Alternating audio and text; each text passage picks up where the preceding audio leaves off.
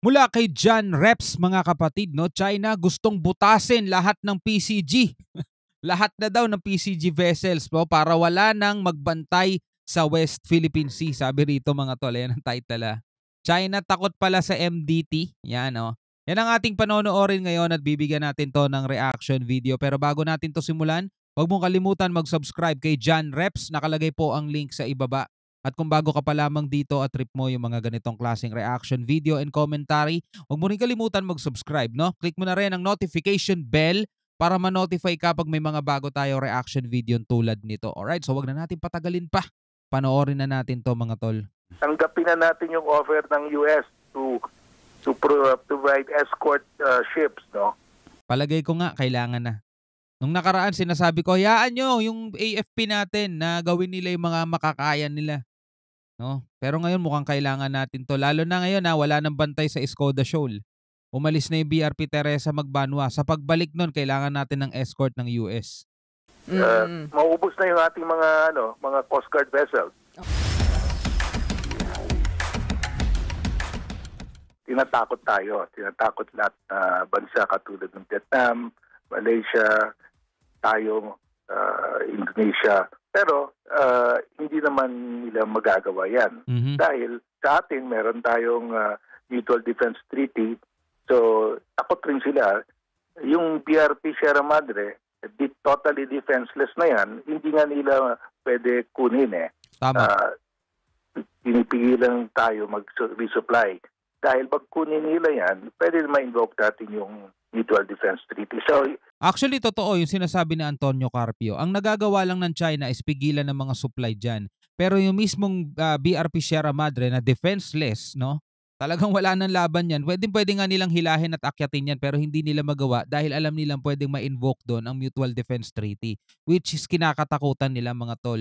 Kasi kung ang Pilipinas lang, sandali lang nila tayong lalamunin mga tol. Pero pag ang kalaban nila malakas na bansa din, malaki ang magiging impact sa kanila niyan sa ekonomiya, sa laban talaga sa kanila mga tol. Napakalaki ng ano sa kanila niyan, perwisyo. Kaya ayaw din nila mga tol magsimula ng laban sa atin.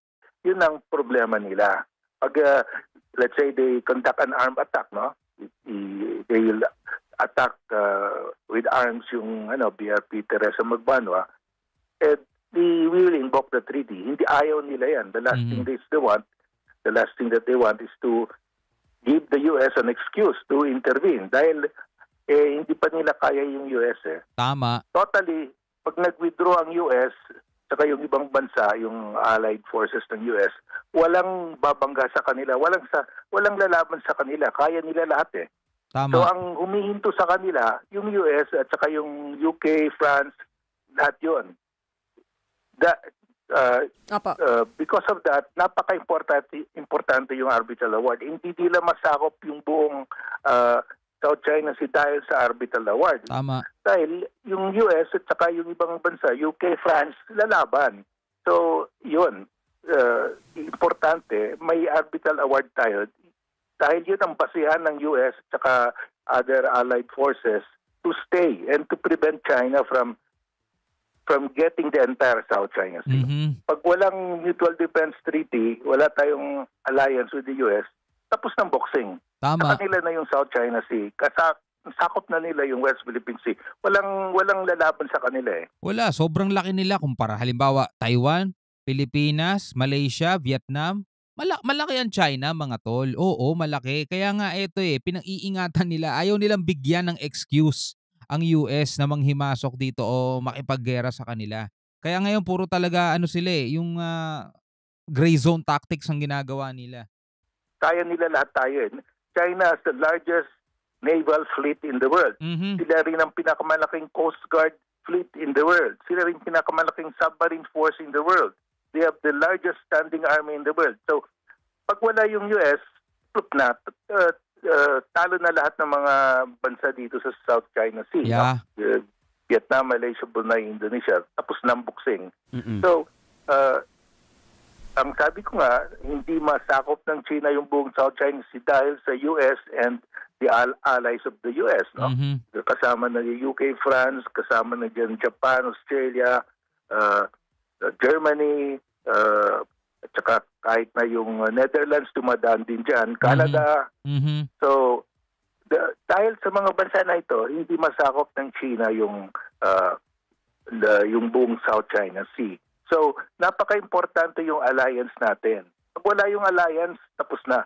Tama. Ang pinipresent ng China, laban ito between China and the US, hindi. Wala namang sinasakop ang US na mga isla o mga maritime zones sa South China Sea. Correct. Yun din yung sinasabi ng mga pro-China dito sa Pilipinas, mga tol.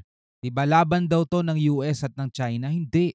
Kasi teritoryo natin yung sinasakop ng China, hindi sa US yan. Tinutulungan lang tayo ng US at ginagamit naman natin yung puwersa ng US para pigilan ng China. Magdalawang isip silang atakihin tayo kasi alam nila na meron tayong kaalyadong bansang malakas. Diba? Ang nag-i-encroach lang, ang nag-i-invade lang yung China. Mhm. Hindi, wala namang ibang naval power eh.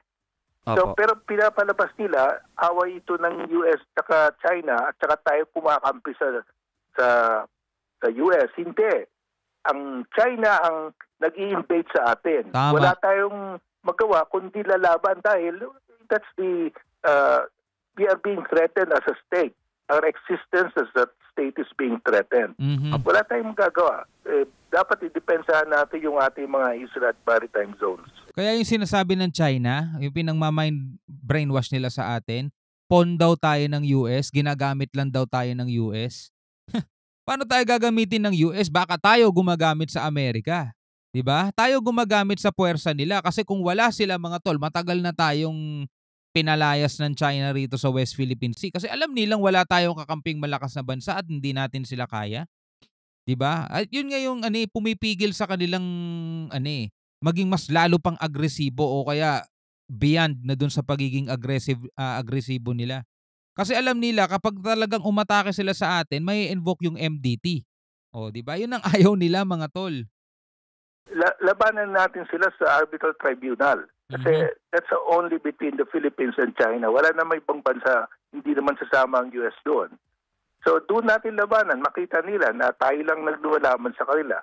Kaya yung mga ibang bansa sa South China Sea, katulad ng Vietnam and Malaysia, they do not say it publicly, pero they're grateful na nakuha natin yung arbitral award. Pag meron tayong another arbitral award, they will also appreciate that, no? Pero wala tayong magagawa. Dapat labanan natin sa arbitration talaga. Wala na tayong ibang magagawa eh. Yeah. Dapat mag-file na nga tayo ng arbitration case. Dahil Kung hindi arbitration, gera na yung isang option eh. pag hindi tayo nag-file, binubugbog yung ating mga coast guard sa sa South China Sea, sa West Philippine Sea, no?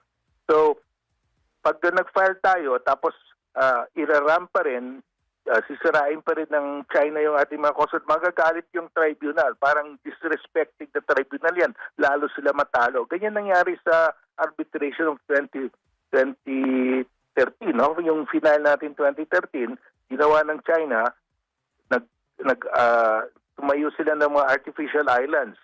Dinidisrespect nila yung tribunal. Nagalit ang tribunal. Sinabi ng tribunal, pag may kaso na, you should not aggravate the dispute. And sinabi ng tribunal, you aggravated the dispute. Ang galit sa kanila yung tribunal. Oh, ano nagawa ng tribunal kung galit sila sa China? 'Di ba? Baliwala sila sa China. Bastos dito ang China eh. Tingnan mo ngayon, oh, ito yung mga establishment na nagawa na nila dun sa island nila, oh. Ganyan mangyari niyan. So, ang China takot. Dahil pag may yung arbitral award of 2016, yun ang rallying point ng US, Europe, Japan, Australia, South Korea against China sa South China Sea. Magkakaroon ng another arbitral, lalo silang babaon. Yeah. Hihingi tayo ng award of damages dahil sinira na yung barko natin yung Tama. Coast Guard vessel natin. Mag-award yan. Makolekta ba natin? May utang tayo sa China Bawasan natin yung utang natin sa China with the arbitral award amount. Nag-ratify ka ng UNCLOS, you bind yourself, you obligate yourself in good faith to comply with any award of an arbitral tribunal. Pag hindi mo comply, bad faith ka.